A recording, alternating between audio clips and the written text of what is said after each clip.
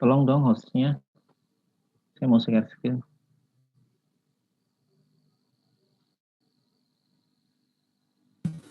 Sudah, Pak.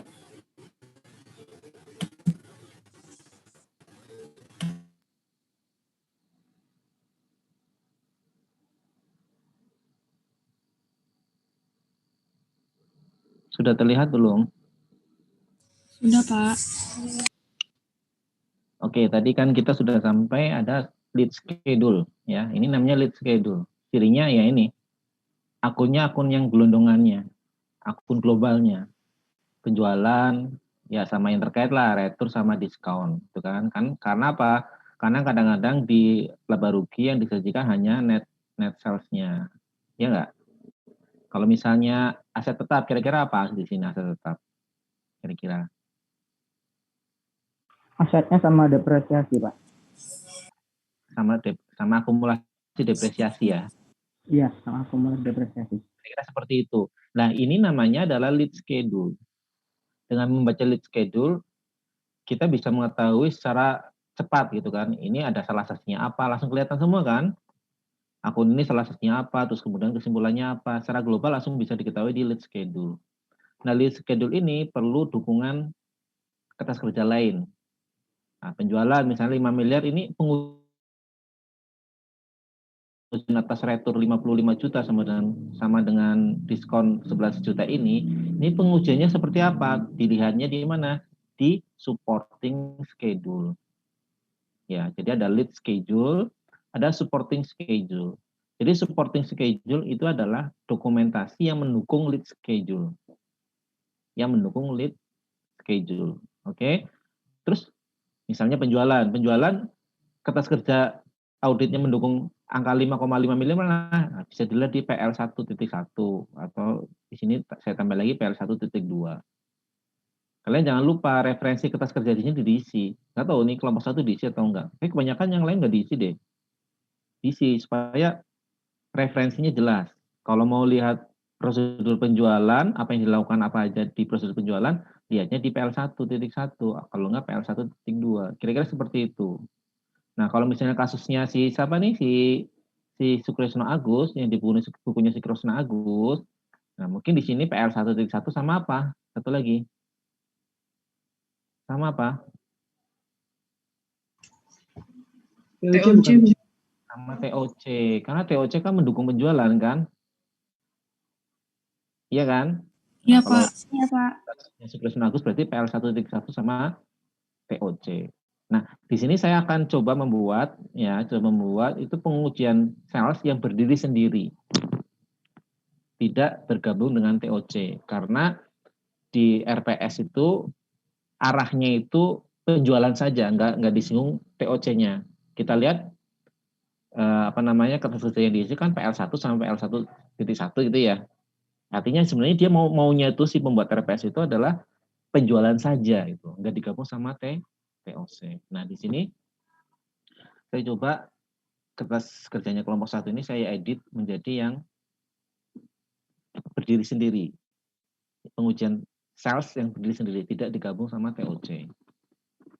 Oke ya. Nah, normalnya ketika auditor mengisi ini itu sudah ada guidance-nya. Guidance petunjuk prosedur apa yang dilakukan di mana di audit program normalnya. Ya kan? Kan sebelum tes kan berarti menyusun audit program kan, sebagaimana sudah kita bahas tahap-tahapannya kan. Audit program disusun dulu, terus kemudian di situ ada prosedur, kemudian baru laksanakan prosedur itu. Cuman karena audit program itu bukan sebagai learning outcome di mata pelajaran ini, artinya kalian tuh bukan harus dididik bisa membuat audit program, enggak itu kan. Karena enggak ya udah nggak apa-apa. Tapi compensating-nya adalah yang kemarin saya minta tambahan prosedur identifikasi prosedur. Jadi prosedur yang sudah kalian lakukan, kira-kira dia bisa mengadres bukti audit yang mana, asepsi audit yang mana, kemudian tujuan audit yang mana. Yang terakhir itu loh, ya. Nah, oke. Sekarang kita bahas yang ini dulu, lead schedule. Oke ya. Sebelum masuk ke supporting schedule, sebelum masuk ke pengujian, langkah pertama logikanya adalah ini kan. Kalian menentukan ini kan? Iya nggak yang saya blok? Iya nggak? Iya, Pak. Oke. Kalian mengambil ini dari mana kira-kira? Data dari mana ini kalian ambilnya?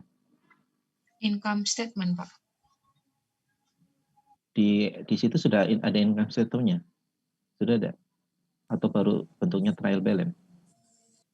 Di kertas kerjanya udah ada angkanya, Pak. Iya, maksud saya kira-kira angka ini munculnya dari mana, ngambil dari mana gitu loh. Kan awalnya kan nggak ada pasti, semuanya blank kosong. Ya kan, di Ada income statement, Pak. yang in-house kan, artinya belum diaudit. Ya nggak? Iya, Pak. Iya. Kalau nggak di trial balance-nya. Tapi itunya juga ada sih, Pak. Per-auditnya juga ada sih, Pak. Ya enggak, ini Bukunya. kan tahun 2012. Iya. Pasti belum, orang kita mau uji tahun 2012 berarti belum dong. Ya nggak? Ya kan? Berarti yang terkait dengan tahun 2012 berarti apa? Paling banter adalah neraca yang belum neraca laporan keuangan yang belum diaudit. Ya kan? Itu paling top, paling banter. Atau boleh juga kita menelusuri ke apa? Neraca saldonya. Ya enggak? Enggak semerah gitu juga, biar enggak pesan lagi. Agak merah kanan lagi. Ya, mundur dikit lah. Halo, siapa itu ngomong sama siapa dia?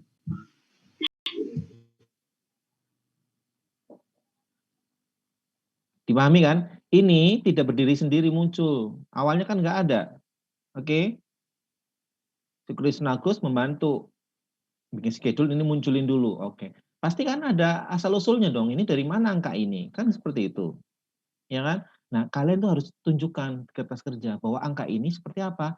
Nah, ternyata di sini saya contohkan, saya kasih tanda crash. Ini nggak mesti sama dengan Sekuritas Agus ya. Saya nggak melihat simbol-simbolnya di Sekuritas Agus. Saya bikin aja sendiri. Nanti sesuaikan aja sendiri ya. Di Sekuritas Agus itu ngomongnya apa. Ini crash. Artinya apa? Angka 5,5 ini telah cocok dengan buku besar atau neraca saldonya. Iya kan? Harus cocok dulu. Jangan sampai dicek ke neraca saldo nggak cocok. Nah, jadi masalah. Belum apa-apa udah masalah. Nah, ini telah cocok. Oke. Pahami kan? Ini adalah suatu prosedur audit nih. Jangan kalian lupakan. Dan ini prosedur audit yang standar di awal, di pertama kali. Jadi mencocokkan atau ya mencocokkan ke buku besar atau ke trial balance atau ke laporan keuangan in-house. Laporan keuangan in-house itu laporan keuangan unaudited. Ya. Nah, ini cocok dulu ini. Ini adalah suatu prosedur audit. Aku yakin di Sekuritas Agus pasti ada ini. Udah kan? Setelah itu sudah kan? Udah. Setelah itu apa? Baru kita mulai masuk apa? Gimana cara menguji angka 5,5, 55 sama 11. Setuju nggak? Iya, Pak. Oke. Oh ya, sorry. Sebelum itu kan di sini ada data nih. Data audit tahun sebelumnya. Ya kan? Ada data audit tahun sebelumnya. Nah, ini kita perlu cek juga. Itu kan? Perlu kita cek juga. Misalnya apa? Paling gampang adalah mencocokkan dengan apa? Angka laporan keuangan audited. Setuju nggak? Setuju, Pak. Oke, jadi ini ada kasih simbol ini. Artinya, oh, auditor telah melakukan cek ke laporan keuangan audited tahun kemarin. Kalau yang ini sudah dicek dengan di mana? Dengan neraca saldonya dan sudah cocok. Sudah. Kemudian ini dijumlah lah, footing kan? Tanda footing. Footing itu artinya footingnya telah sesuai, ya kan? Verified footing. Footing itu penjumlahan ke bawah. Oke, setelah itu baru masuk ke mana? Baru masuk ke pengujian yang sesungguhnya.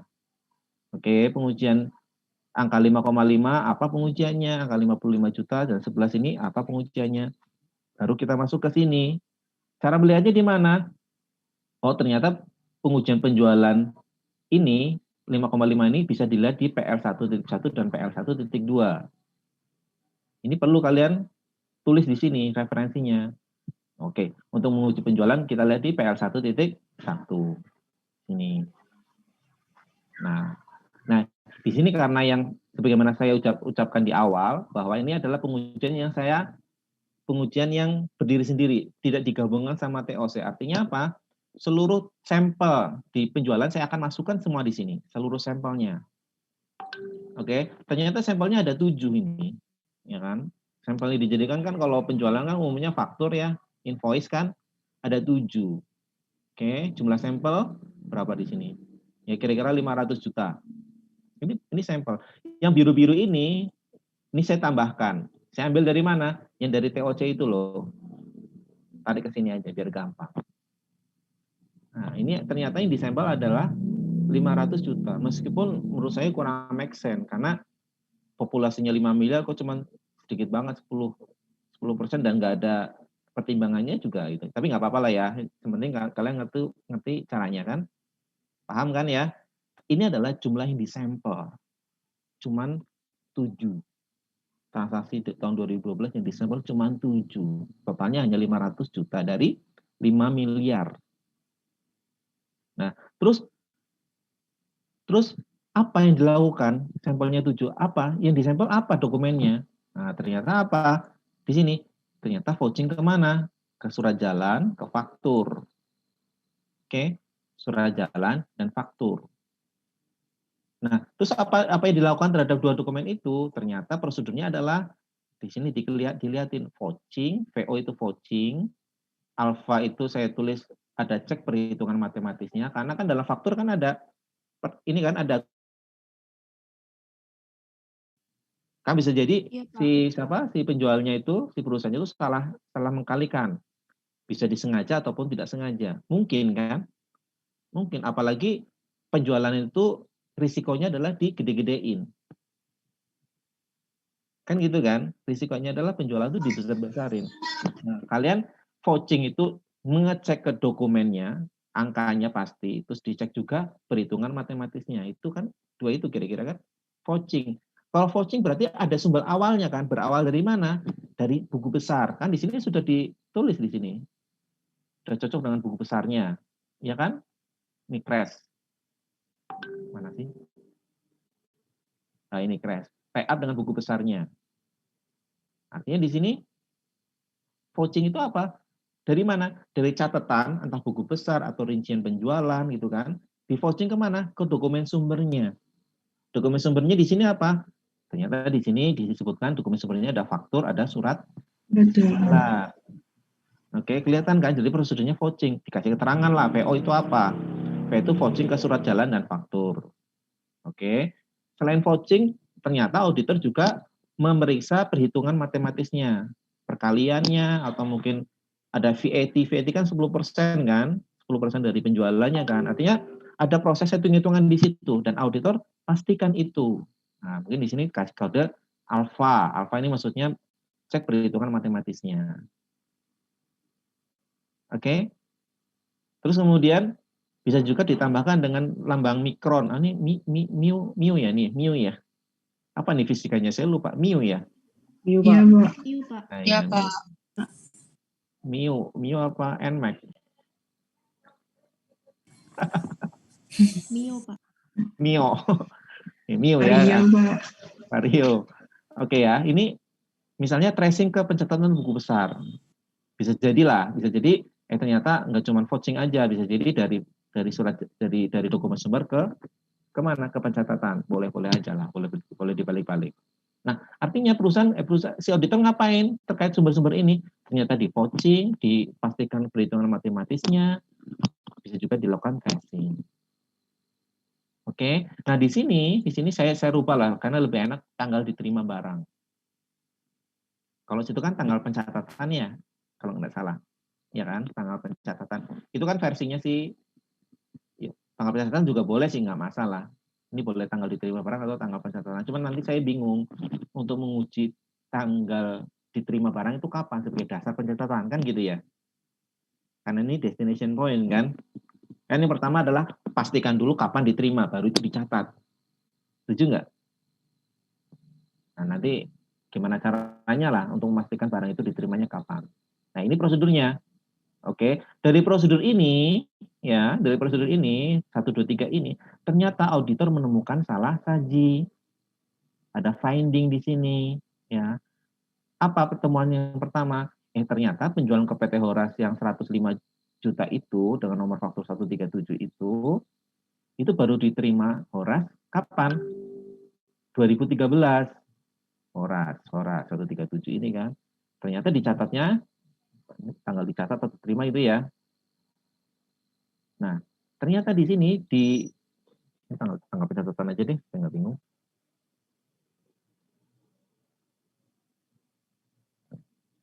Ternyata si auditor itu, si perusahaan itu nyatatnya tanggal 29, padahal diterima sama Horasnya kapan? Awal 2013. Kan kira-kira seperti itu kan? Ini temuan dong, karena ini destination point. Artinya apa? Tidak boleh diakui penjualan di tahun 2012 atas transaksi faktur nomor 137.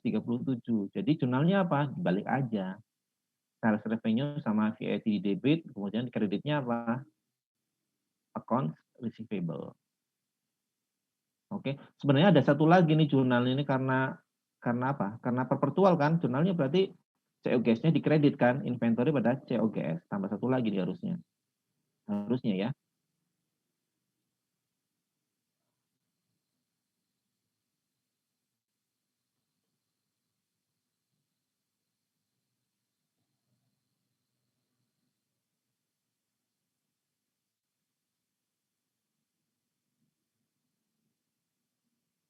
Kira-kira seperti ini. Dipahami nggak sampai sini? Paham, Pak. Paham ya? Dipahami ya? Nah, terus kemudian yang kedua, ternyata kalian kan menemukan salah saji juga kan terkait retur kan? Iya kan? Iya enggak? Iya, Iya, Pak. Pak. Iya, Pak. Terkait retur itu kalian prosedurnya apa? Apakah prosedur ini? Atau yang lain? Kan kalian menemukan salah saji kan pasti dengan prosedur. Nggak mungkin nggak dengan prosedur.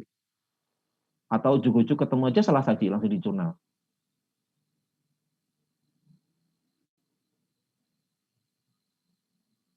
Kan ada informasi di buku Sukrisno Agus kan, artinya gini, informasi itu kan gini, bahwa apa tadi, ada retur dari PT apa ya, PT Manggis ya, PT Manggis, barangnya ditaruh di depan gudang atau depan perusahaan, kan gitu kan, kira-kira seperti itulah kurang lebih ya. Nah, Ya. dan itu belum dicatatkan. Nah, prosedur kalian itu harus ada, harus muncul tuh. Yang saya tangkap kalian belum muncul prosedurnya apa. Informasikanlah di situ. Ya, apakah dengan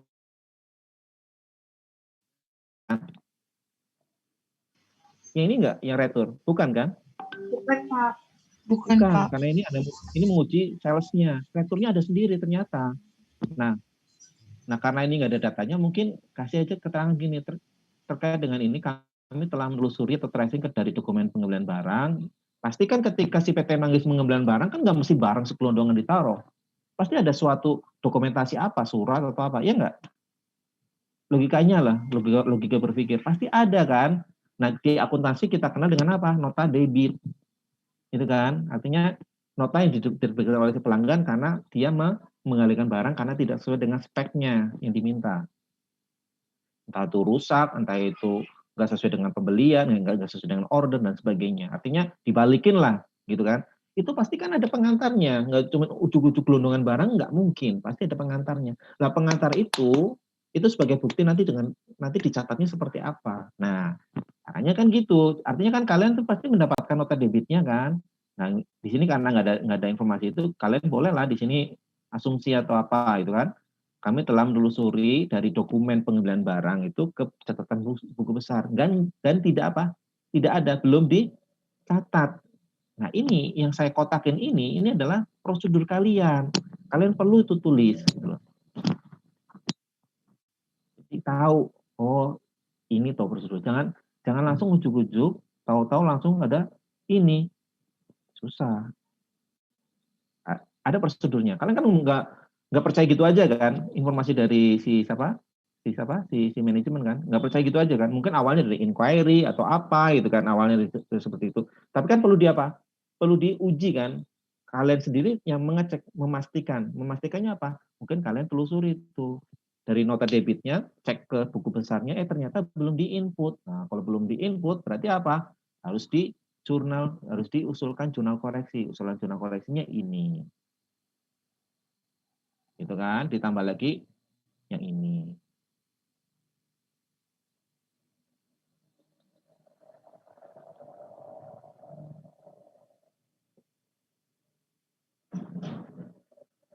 Kira-kira seperti itu kan? Nah, COGS. Nah, kira seperti itu. Itu menguji apa? Ini menguji apa? Yang kedua ini. Retur kan? Iya, Pak. Retur kan? Oke, retur. Nah, terus kemudian ternyata di sini di diskon penjualan kalian nggak menemukan salah saji. Iya kan? Nggak menemukan salah saji kan? Iya, Pak. Kalian nggak menemukan salah saji pasti didasari dengan prosedur juga. Setuju nggak? Nggak mungkin langsung tembak, nggak ada salah saji. Nggak mungkin. Pasti dasarnya ada suatu prosedur yang Anda lakukan, kemudian simpulkan, emang nggak ada temuan di sini. Iya nggak? Iya, Pak. Nah, itu prosedur yang dilakukan harus ada, meskipun data di Sekuritas kurang mendukung, kurang lengkap kalau menurut saya. Harusnya adalah rincian dari diskon, ada rincian dari retur, gitu loh. Harusnya ada, cuman karena rinciannya nggak ada ya sudah nggak apa-apa. Nah, terus ya kalian kasih keterangan juga nih terkait nih. Misal ini karena nggak ada data, jadi saya tulis seperti ini aja. Terkait dengan diskon penjualan, kami telah mengecek catatan penerimaan kas. Kan diskon kan hubungannya sama kas dibayar kan, kas diterima. Ya enggak? Dan Iya, Pak. mengecek tanggal dan mengecek tanggal pelunasannya. Maksudnya apa? Apakah masih dalam periode diskon atau enggak? Ada diskon penjualan di situ kan? Apakah auditor serta-merta langsung mengakui itu? Enggak, pasti dicek dulu, paling enggak cek apa perhitungan matematisnya. Yang 2/10 N30 kan, kira-kira seperti itu kan? Misalnya 2% dalam 10 hari, ketika dilunasi dalam 10 hari, maka akan diberikan diskon 10%. Nah, kalian bisa lakukan rekalkulasi atau perhitungan matematis atas perhitungan diskon. Nah, artinya kan ada prosedur-prosedur ini, semuanya ini prosedur-prosedur yang dilakukan oleh perusahaan nih. Untuk mendukung apa? Untuk mendukung ini. Ya, jangan sampai kalian hanya munculkan prosedur penjualannya saja. Jangan, padahal ada retur penjualan, ada diskon penjualan. Prosedurnya apa? Ya, kalian harus dokumentasikan. Seandainya di Sekuritas Agus nggak ada informasi, ya kalian bikin asumsi lah. Ya, bikinlah asumsi.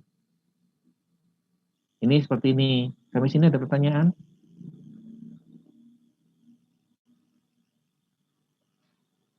Dimengerti nggak kira-kiranya?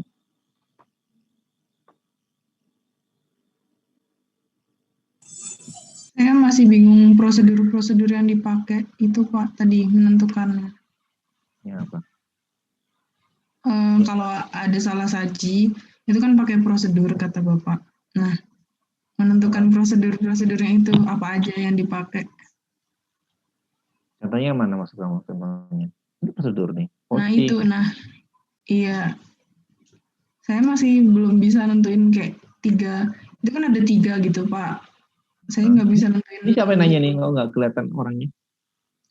Yasmin, Pak. Yasmin. Nggak bisa menentukan itu, Yasmin? Iya. Ya gimana ya? Berarti ya. Kan ada datanya, Yasmin. Jadi logikanya gini, Yasmin. Apa namanya? Misalnya ini vouching itu kan. Ya kan? Jadi ketika auditor masuk, itu kan umumnya berawal dari mana? Dari bukti atau dari catatan perusahaan? Umumnya. Ketika pertama umumnya dari catatan perusahaan, umumnya. Dari catatan perusahaan, auditor baru pastikan ini benar atau enggak. Kan ya kan? Ini bohong-bohongan atau benar-benar terjadi atau enggak kalau ini sales. Terus pastinya kan harus meyakini, oh ini harusnya ada transaksi aslinya dong, bukan hanya transaksi fiktif, ya enggak? Iya, Pak. Iya kan? Nah, caranya gimana? Pasti kita sebelum melakukan prosedur harus ngerti konstruksinya, bahwa penjualan itu dibentuk dari apa? Dari invoice. Jadi ketika perusahaan menjual, Pasti ada buktinya apa? Invoice. Nah, invoice itu bukti sebagai bukti atau dasar sebagai pencatatan penjualan. Ketika ada invoice baru diinput di jurnal gitu kan. Dijual terus kemudian ada invoice-nya. Kalian belajar akuntansi kan? Ya kan, ketika perusahaan jual pasti nggak ujuk-ujuk barang dijual. Yang enggak, pasti ada buktinya invoice kan? Pasti kan? Nah, bukti invoice itu sebagai dasar apa? Mencatat, dimasukin ke jurnal. Ya kan, dari jurnal kalian tahu alurnya, dari jurnal ke buku besar ke trial balance, dari trial balance kemana? Ke laporan keuangan. Nah, sekarang kita auditor. Kita melangkahnya biasanya dari mana? Dari laporan. Ya kan? Atau dari neraca saldo. Pastikan ini ada transaksinya atau enggak. Caranya gimana? Dibalik lagi ke arah telusuri ke dokumen sumber pencatatan. Apa? Faktur. Dari catatan ke dokumen sumber itu namanya apa? Vouching namanya. Ya kan? Ketika melakukan vouching atau penelusuran ke dokumen sumber, kan nggak mesti tidak hanya melihat dokumennya doang kan. Oh, ada dokumen fakturnya selesai kan? Enggak. Pasti dilihat juga angkanya, cocok atau enggak. Lebih dalam lagi, ini perhitungannya benar enggak, penjual kuantiti kali harganya benar atau enggak. Nah, dalam vouching itu enggak cuma melihat dokumen doang, tapi memastikan angkanya, memastikan perhitungannya juga, seperti itu. Dipahami enggak nih, Yasmin? Iya Pak, baru paham yang vouching. Itu vouching ya. Jadi, apa yang di vouching ya? Kita harus ngerti konstruksinya dulu. Oh, ini penjualan. Oh, penjualan itu dasarnya apa? Dasar pencatatannya ya faktur. Ya udah, berarti kita cek ke faktur. Oke. Dalam pengiriman penjualan barang kan nggak mesti faktur juga. Mungkin ada surat jalan, ekspedisi, surat ekspedisi. Nah, itu oke dimasukin juga. Ya kan? Karena apa? Karena di ekspedisi itu biasanya sebagai apa? Setelah sampai ke pelanggan itu dicap barang telah diterima, tanda tangan oleh si penerima barang, oleh pelanggannya bahwa barang diterima, dicap stempel, jebret, gitu kan. Nah, setelah stempel ada tanda tangan misalnya, mungkin ada lagi apa? Tanggal diterima. Tanggal itu pasti ada biasanya. Cuma di Suklesan Agus nggak ada tanggal di surat jalannya. Hanya nama sama tanda tangan doang kan? Penerima barangnya kan? Ya enggak? Halo? Oh, yang di surat jalannya itu ya Pak? Iya, surat jalannya kan ada 2 tanda tangan. Satu pengirim, satu penerima. Lah, penerima itu pelanggan itu. Itu kubunya pelanggan. Cuma nggak ada ini kan, nggak ada stempel atau nggak ada tanggalnya kan. Harusnya tanggalnya muncul itu. Karena apa? Karena di Sukles Agus ngomong bahwa ini adalah destination point. Kalau destination point artinya apa? Dasar pencatatan oleh si perusahaan itu kapan? Pas Waktu tanggal datang. pas barang itu diterima kan? Iya. Melihatnya kapan? Melihatnya di mana? Berarti melihatnya di surat jalan karena di situ ada tanggal diterima. Itu kapan itu di jurnal. Besarnya berapa? Lihatnya di invoice rupiahnya atau dolarnya. Dipahami? Kami sini ngerti nggak? Iya Pak. Itu yang vouching ya Pak berarti? Masih yang vouching? Iya, vouching. Karena dalam vouching itu ada beberapa prosedur sekalian di situ. Iya nggak? Vouching. Yang namanya vouching, proses menelusuri sampai ketemu dokumen sumbernya. Terus dilakukan apa? Rekalkulasi, gitu kan. Dilakukan apa lagi? Macam-macam. Cek, misalnya test of control, ngecek ke otorisasinya ada nggak tanda tangannya. Mengecek kapan diterimanya. Kan di situ ada semua, kelihatan semua. Itu dicek semua tuh. Di vouching, kegiatan vouching. Artinya kegiatan vouching itu bisa langsung mengadres beberapa jenis bukti atau bisa langsung mengadres beberapa jenis asersi. Ya kan? Contoh vouching. Vouching itu kan berarti intinya meyakini bahwa transaksi itu ada kan. Itu berarti asersi apa? Existent atau occurrent. Ya kan? Apakah yang dilihat hanya ada faktornya doang? Ya pasti enggak. Pasti dilihat angkanya, cocok enggak? Nah, ketika melihat angka berarti ngomong apa? Accuracy. Nah, setidaknya ada 2 asersi yang bisa diuji, occurrence sama accuracy. Ya kan? Nah, terus apalagi? Ini kan kalau vouching kan awal dari catatan kan, berarti catatan dengan bukti cocok kan? Berarti ada catatan nih. Oh, berarti satu lagi completeness. Nanti ketika vouching itu setidaknya ada 3 asersi yang kita bisa uji. Apalagi? Occurrence, apalagi? Accuracy sama apa satu lagi? Completeness. Nah, kira-kira seperti itu. Oh, satu prosedur bisa mengadres beberapa asersi. Gitu loh. Emang audit itu dibentuk dengan pengalaman, cuman ada hal-hal yang kita bisa langsung tune in gitu loh. Nanti nggak mesti harus pengalaman ngaudit dulu, tapi kita bisa, logika kita bisa langsung masuk. Ngerti sampai sini? Apa masih bingung? Ngerti Pak, yang vouching. Oke ya, vouching ngerti. Jadi gini, intinya secara umum itu logika audit berkebalikan dengan logika akuntansi. Akuntansi berawal dari transaksi, logika audit umumnya berawal dari catatan menuju transaksi. Umumnya ya, diuji. Kira-kira seperti itu. Ya, ini vouching ya, vouching. Nah, terus sampai mana tadi saya ya? Yang 3 ini udah ya? Ya kan diskon udah ya? Sudah, Pak. Sudah ya. Ini meskipun nggak ada data yang disuklus Agus, kita pakai asumsi aja lah. Karena apa? Karena kalian menyimpulkan bahwa diskon itu nggak ada koreksi. Artinya kan harusnya ada prosedur kan? Karena nggak ada data ya sudah, kalian asumsinya prosedur ini. Kalau ini ngerti nggak Yasmin? Ya ini dulu deh, yang 2 nih. Yang 2. Jadi ketika ada retur, kira-kira dokumen apa? Ya kita udah belajar gitu kan. Ketika si pembeli melakukan retur, berarti dia menerbitkan nota debit. Pasti kalian ada lah ketemu. Meskipun nggak terlalu dibahas. Ya kan, ada nota debit kan. Buat apa nota debit itu? Pasti itu dikirimkan ke penjualnya kan. Sampai penjual nota debit itu sebagai dasar apa? Dan sebagai dasar untuk pencatatan retur. Termasuk pasti dipastikan barangnya ya. Seperti itu. Jadi prosedurnya ada apa? Jadi tracing. Kalau ini kebalikannya tracing umumnya. Jadi dari dokumen, ya kan? Dokumen ke mana? Ke catatan. Atau bisa jadi vouching. Disediakan data retur, menguji. Benar nggak ada retur? Dengan cara apa? Vouching dari retur, catatan dari retur ditelusuri kemana? Dokumen sumbernya dalam bentuk apa? Nota debit. Gitu ya. Ngerti nggak? Dipahami nggak? Iya Pak, dimengerti. Oke ya. Kalau yang nomor 3 ngerti nggak ini? Diskon. Logika berpikir aja bahwa ketika membayar piutang dalam periode diskon, itu piutangnya dibayarkan full atau dibayarkan net umumnya?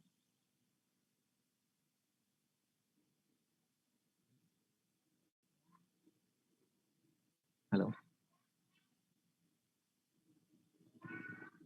Halo? Ya, Pak. Apa ya? Kira-kira dong, kira-kira.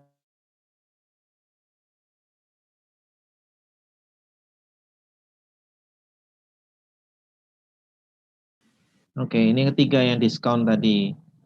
Diskon kan logikanya kan, saya nanya bahwa penjualan 100 juta gitu kan. Kalau Anda bisa menjual dalam 10 hari, maka saya diskon 10%.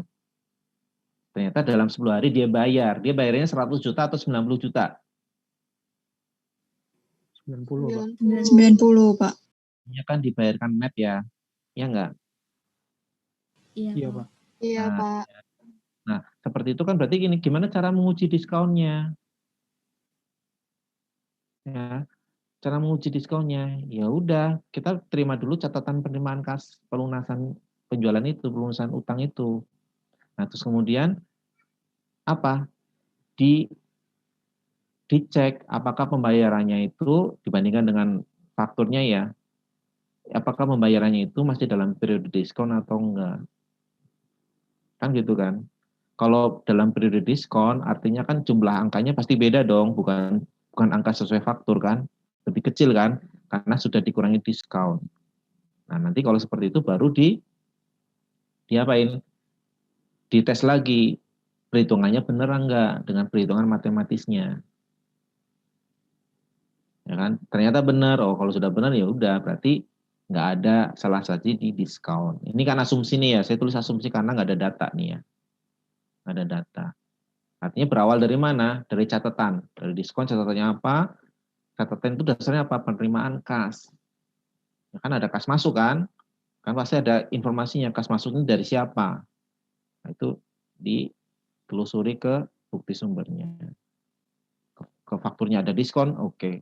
Dihitung apa? Dihitung jumlah diskonnya berapa? Cocok atau enggak? Kira-kira seperti itu. Nah, ini semua adalah suatu prosedur untuk menguji ini ya, untuk menguji penjualan, retur, dan diskon. Nah, ternyata sebenarnya ada satu asersi yang masih belum keuji. Karena ini transaksi apa? Asersi apa? Asersi apa? Kira-kira?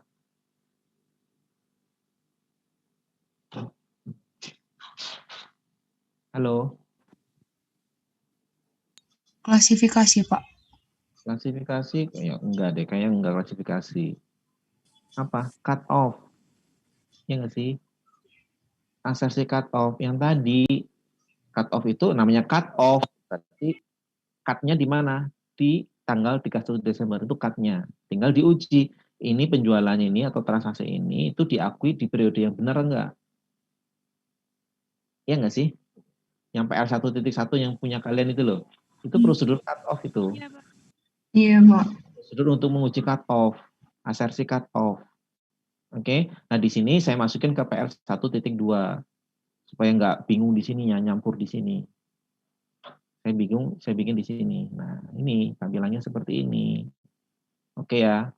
Nah, faktur 136, 137, 138 itu sebenarnya sudah diuji kan di PR1.1 kan, sudah diuji di sini kan. Ya kan, 136, 137, 138 sudah diuji kan? Ya sudah diuji, udah langsung aja refernya PR1.1. Terus kemudian ada transaksi setelah tanggal neraca yang belum dilakukan. Bisa jadi, kenapa ini dilakukan? Bisa jadi ada transaksi setelah tanggal neraca, tapi dimasukin ke catatan tahun 2012. Bisa jadi, karena apa? Karena ada tendensi untuk apa? Meningkatkan atau mempercantik penjualannya. Ada tendensi di situ. Makanya perlu diuji lah kira-kira beberapa tanggal setelah beberapa transaksi setelah tanggal neraca. Di sini contohnya apa? Transaksi tanggal 4, 5, dan 5. Itu kan faktor nomor 1, 2, dan 2 ini. 2 dan 2. Oh, 2 dan 3 ini salah ketik kali ini. 2 dan 3. Iya. Nah, ini diuji nih. Ya, diuji. Sesuai enggak dengan apa? Dengan apa ya tadi? Dengan periode yang tepat. Nah, ini kan ada masalah di PD Sirsak kan katanya tadi kan. Di PD Sirsak itu diterimanya tanggal berapa ya PD Sirsak ya?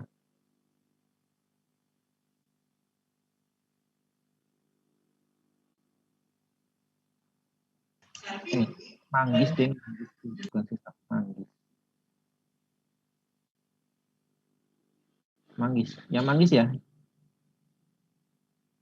Bukan, ini Horas deh, Horas. Yang Horas ya, yang belum diterima sampai akhir Desember ya? Iya, Pak. Iya, Pak. Horas. Nah, ini kan ada Horas di sini, Horas. Ternyata ada masalah cut off di sini Horas. Dikirimnya tanggal 29, itu kan, surat jalan tanggal 29, ada dikirim 29, nyampainya tanggal berapa tadi?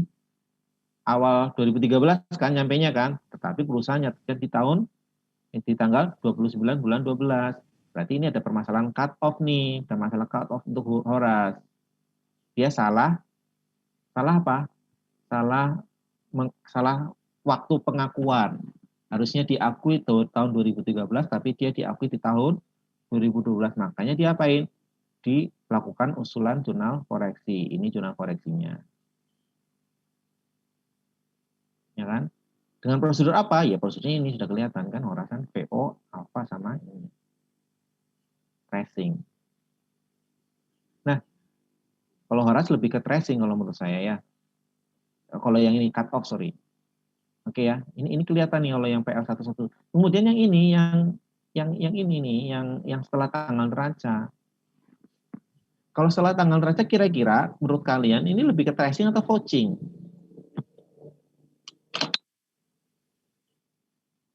Tracing, Pak. Tracing lah ya, tracing. Jadi ambil dulu bukti atau faktur setelah tanggal neraca baru ditelusuri ke buku besar. Ini diinput enggak? Harusnya diinput, harusnya enggak diinput. Kalau diinput berarti ada masalah. Ternyata enggak diinput kan? Berarti benar kan? diakui di tahun 2013. Ini adalah pencatatan perusahaan, cuma perlu perlu diuji, benar nggak dicatat tahun 2013. Oke, sudah seperti itu. Ini lebih ke tracing kalau menurut saya yang ini. Lebih ke tracing. Tapi kalau mau vouching juga boleh aja, karena di sini ada pencatatan, coba di tracing. Benar nggak fakturnya tahun 2013? Oh, benar. Ada pertanyaan? Udah sampai sini. Ini adalah apa? Ini adalah indeks PL1.2. Untuk mendukung apa? Untuk mendukung penjualan 5,5 miliar. Artinya angka 5,5 miliar itu didukung dengan kertas kerja PL1.1 dan PL1.2. Oke, sudah selesai seperti itu. Kalau sudah, boleh yang tadi usulan jurnal koreksi yang di PL1 itu dimasukin ke sini biar gampang memudahkannya. Dimasukin ke sini. Di lead schedule supaya orang bacanya langsung enak lah, nggak usah harus buka-buka ke PL1.1. Kan hasilnya di sini, tapi boleh dipindah ke sini. Ya. Ini supaya memudahkan, ini kasih keterangan juga nggak apa-apa. Ini boleh dilihat si PL 1.1. Ini juga iya sama. Si PL 1.1. Ini ya? Iya, gini. Boleh seperti ini. Jadi kelihatan referennya. Oh, ini bisa dilihat di si PL1.1. Oh, di sini dong lihatnya. Oh, ya di sini ada. Kan seperti itu kira-kira ya. Nah, setelah itu kan diinput di sini nih, ya, diinput di sini. Ya kan? Yang terkait penjualannya aja kan, nggak semuanya. Karena apa? Kalau yang kayak inventory, COGS, account receivable nanti ini akan diinput di mana? Di kertas kerja inventory atau di kertas kerja account receivable. Inputnya. Kalau ini karena kita ngomong penjualan, yang diinput hanya yang terkait penjualan aja ya, sales revenue saja. Oke, berarti sales revenue berarti 96 dan 19,2 yang terkait. 96 dan 19,2 sales return dan sales revenue ya, ini berarti. Oke, berarti sudah ketahuan dong per auditnya. Ya kan, per auditnya ketahuan dong karena kita sudah tahu kesalahannya di mana. Ini proposed adjustment atau reclassification entry. Udah, habis itu disimpulkan. Harus ada kesimpulan di lead schedule. Nah, kalau saya lebih cenderung kesimpulannya adalah ketika ada salah saji, ya udah, katakan salah sajinya berapa. Ada juga yang mengatakan berdasarkan pengujian penjualan disajikan secara wajar seperti itu. Ini kan baru tahap pertama itu kan. Evaluasi semua salah saji nanti di tahap penyelesaian, diujinya. Dibandingkan dengan materialitasnya itu nanti di penyelesaian. Makanya di sini ketika ada salah saji yang kira-kira besar, kalian tulis aja berdasarkan pengujian ditemukan salah saji ini overstated penjualan sebesar 102. Kecuali kalau salah sajinya sangat kecil sekali ya, bolehlah kalian berdasarkan pengujian penjualan disajikan secara wajar. Itu kalau salah sajinya kecil sekali.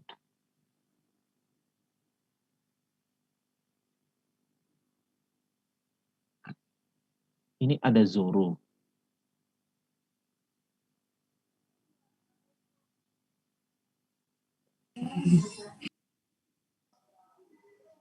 Dipahami nggak sampai sini, teman-teman? Udah seperti itu dokumentasinya. Lumayan, Pak.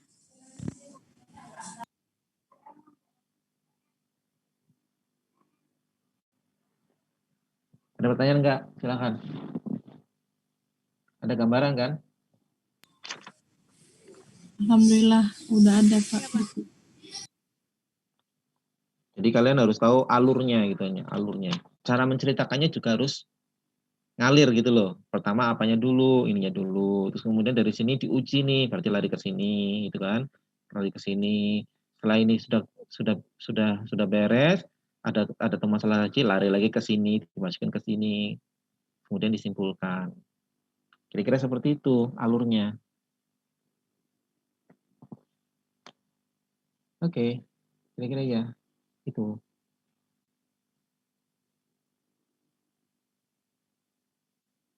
Makin pusing atau Enggak nih kalian.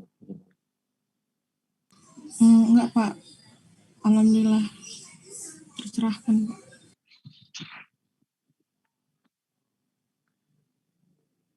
Oke ya, ini nanti jam 12.55 saya ingetin ya. Saya tutup portal.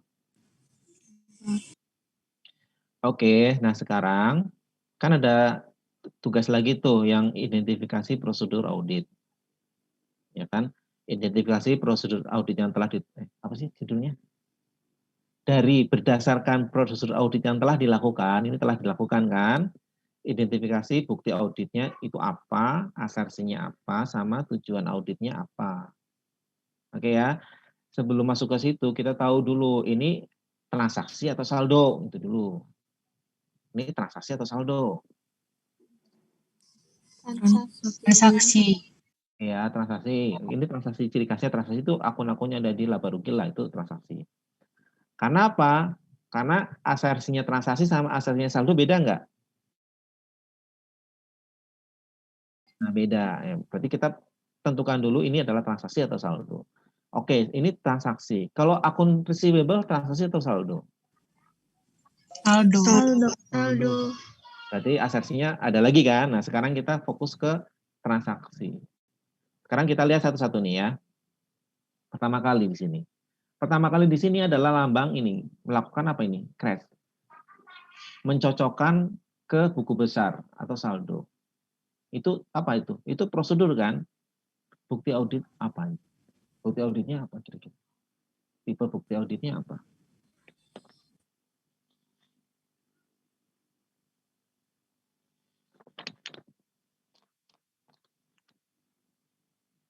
Ada 8 kan? Kira-kira yang mana? Apakah physical examination? Apakah konfirmasi? Apa inspection? Atau analytical procedure? Atau inquiry? Atau rekalkulasi? Reperformance? Atau observasi? Apa?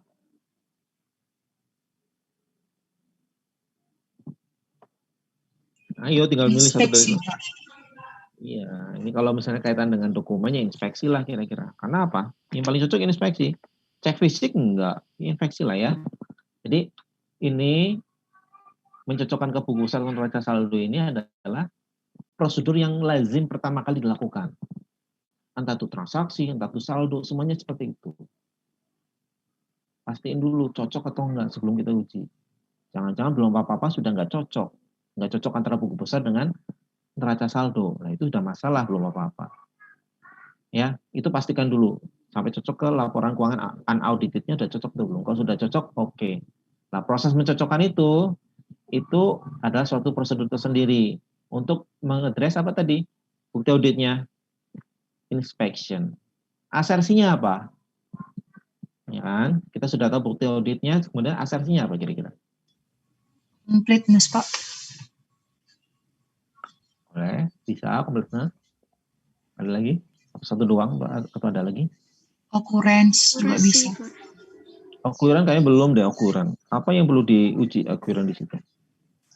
Nyataan bahwa transaksi itu benar-benar terjadi, Pak. Itu kan itu baru catatan.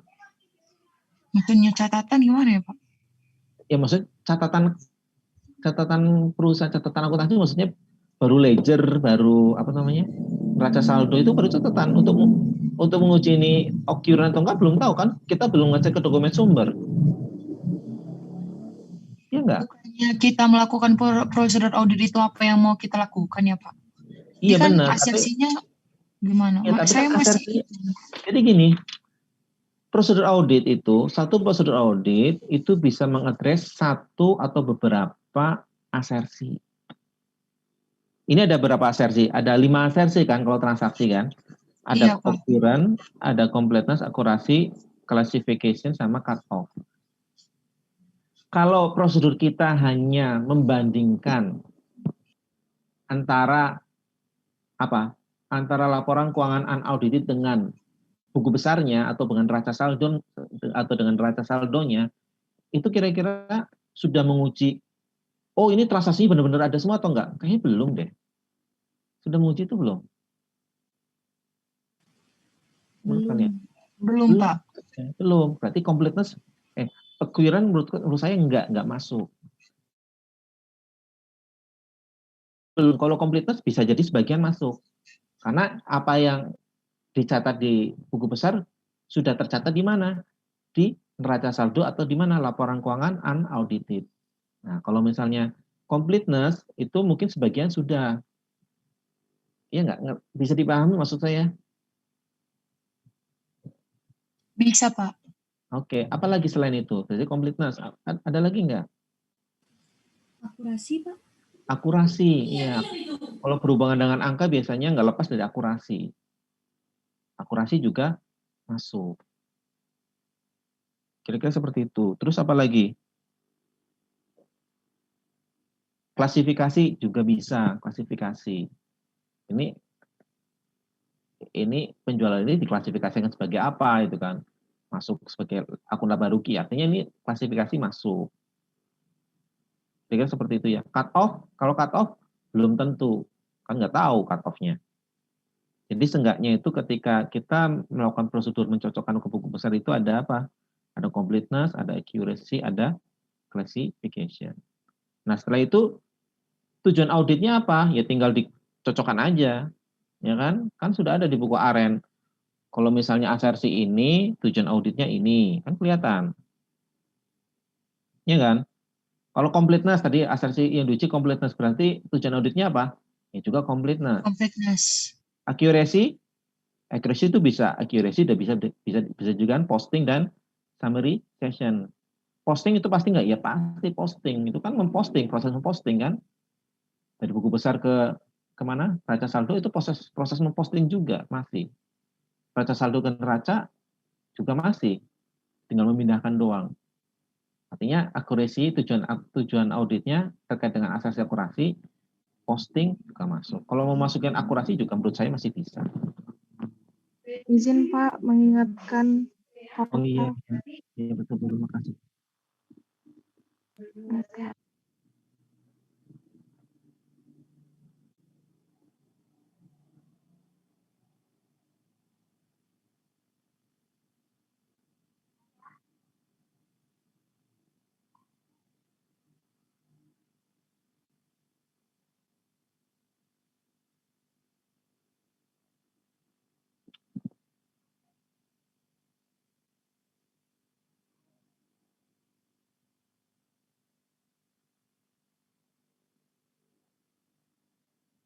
Oke ya. Kalau footing nih mencocok ke bawah. Ini bukti auditnya apa? Kalau footing, lambang gunung nih. Recall, pokoknya recalculation gitu-gitu ya, Pak? Iya, recalculation, footing, menjumlah, recalculation itu pasti. Ya kan? Terus kemudian asersinya apa? Kira-kira asersinya. Footing kan berhubungan dengan angka, berarti apa? Akurasi, pasti. Akurasi kan? Bukti auditnya akurasi juga, kan gitu bukti audit. Tujuan auditnya juga akurasi. Dimengerti ya? Bisa ya? Kira-kira seperti itu ya? Coba ini satu lagi nih, yang ini. Oke. Nah, kan ada vouching nih. Menelusuri ke bukti sumber, yaitu faktur dan surat jalan. Apa nih kalau vouching? Bukti auditnya apa? inspeksi? Inspeksi. Ada lagi selain inspeksi?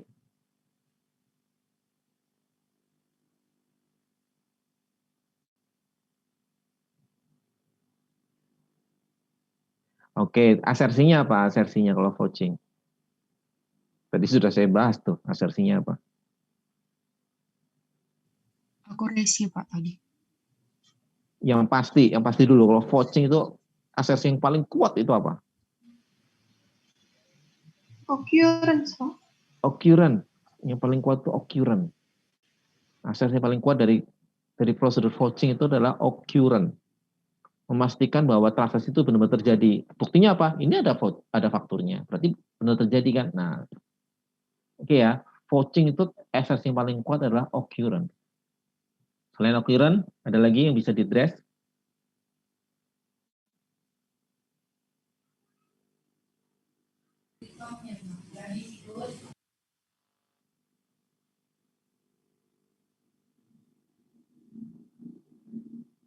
Selain occurrence apa? Akurasi. Akurasi boleh, karena pasti ketika vouching nggak cuman dokumennya dilihat kan, pasti angka-angkanya juga dilihat. Oke ya, akurasi masuk. Ada lagi? Completeness, Pak. Completeness juga masuk. Ya kan? Ketika vouching berarti kita sudah mengecek mananya, catatannya, buku besarnya. Itu udah dicek tuh, cek ke mana? Kemudian cek ke mana? Ke dokumen sumber. Artinya dokumen sumber ada, catatannya ada, berarti occurrence juga iya. Ada di catatan berarti completeness juga iya. Jadi vouching itu setidaknya bisa mengadres occurrence, accuracy, sama completeness. Kira-kira seperti itu ya, kalian bisa mengidentifikasi ya. Jadi semua prosedur yang kalian lakukan dalam menuangkan kertas kerja ini, dalam menguji akun ini atau transaksi ini, kalian identifikasi bukti auditnya apa, asersi yang bisa diuji itu apa, tujuan auditnya itu apa. Ya, mengerti kan? Jadi dipahami ya? Sama. Kalau seandainya ini keluar, kalian bisa ngerjain nggak?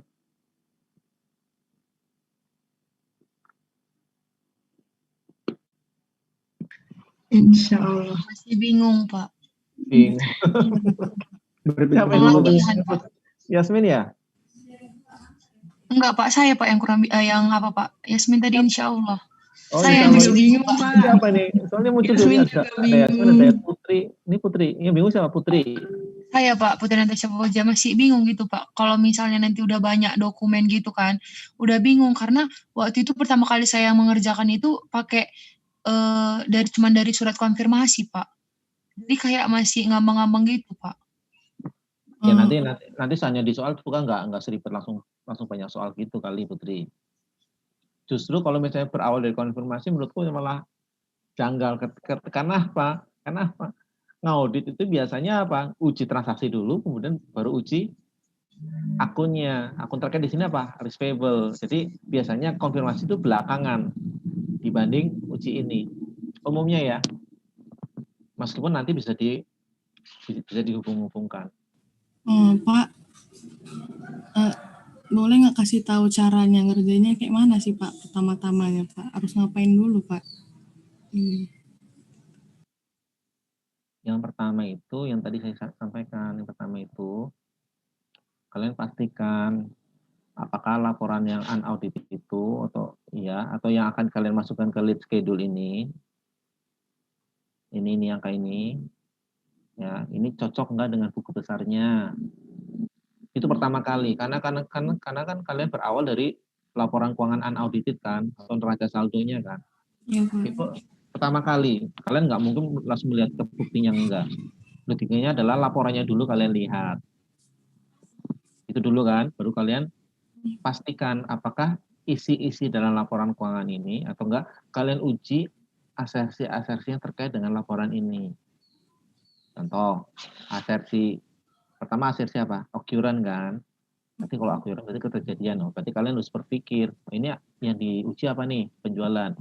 Untuk menguji bahwa penjualan itu benar-benar ada, itu kira-kira apa? Kan gitu kan? Kira-kira itu apa? Kalian harus pakai konsep akuntansi bahwa penjualan itu dicatat berdasarkan apa? Faktur kan? Ya enggak?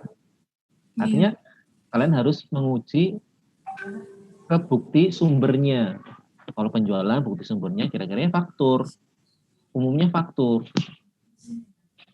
Nah, terus kemudian satu lagi, cut off ada destination, ada shipping point. Ini terkait apa ya? Gitu kan. Oh, ini terkait dengan kapan penjualan itu atau pendapatan itu diakui, saat dikirimkan atau saat barang diterima. Berarti kalian berpikir lagi, kira-kira dokumen apa ya yang menunjukkan itu, menunjukkan dikirimkan, atau menunjukkan barang diterima. Kira-kira dokumen apa ya? Nah, gitu loh. Kira-kira gitu loh. Kalau surat jalan itu paling mendekati, karena tanggal surat jalan biasanya tanggal itu dikirimkan. Oh, berarti kalau dia FOB shipping point berarti pengakuannya pada saat apa? Tanggal pengiriman. Tanggal surat jalan. Itu kalau shipping point. Biasanya sama juga. Kalau misalnya nggak diketahui ya berarti asumsinya setelah invoice diterbitkan pada saat itu juga dikirimkan. Tanggal invoice. Itu kalau shipping point. Ya kan? Kalau ternyata kebijakannya pakai destination point. Oh, berarti barang diterima. Kira-kira dokumen apa ya yang menunjukkan tanggal itu diterima dari si penjualnya?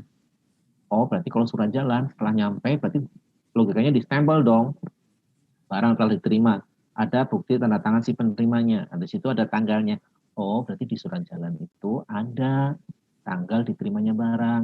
Berarti apa untuk menguji kapan diakuinya? Secara angka dilihat ke faktur, ya. Secara kapannya dilihat ke surat jalan, kapannya. Pada periode yang mana yang tepatnya. Ngerti nggak nih? Itu kalau penjualan itu, apalagi selain itu? Retur, misalnya retur. Kalau retur ya udah pertama kali lihatnya apa? Lihatnya daftar retur kalau ada. Kalau disajikan. Terus kemudian diapain? Ya kayak tadi konsepnya, retur ini benar-benar ada atau enggak? Oh ada, berarti dilihat kemana? Kalau retur dokumen sumbernya apa? Berarti kan nota debitnya si pelanggan kan? Telusuri ke vouching ke nota debitnya. Ada nggak? Oh ada, angkanya cocok nggak? Cocok, berarti oke. Kira-kira seperti itu. Atau dibalik juga boleh.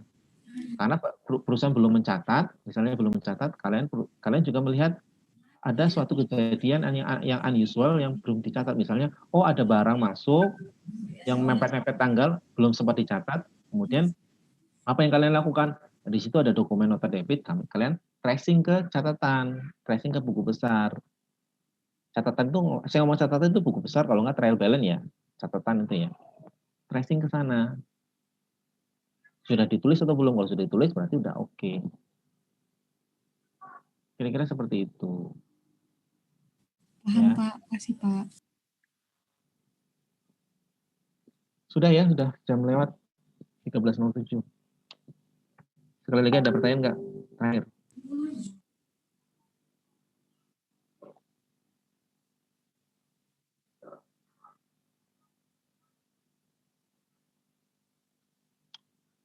Ini kalau seandainya dikeluarkan di ujian, kalian harus bisa ngerjainnya. Jangan dulu, Pak. Hah? Jangan dulu.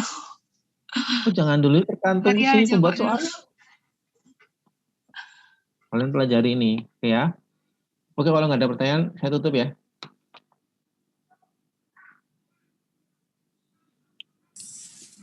Oke, udah. Selamat siang semuanya. Wassalamualaikum warahmatullahi wabarakatuh. Waalaikumsalam. Waalaikumsalam warahmatullahi wabarakatuh. Terima kasih banyak, Pak.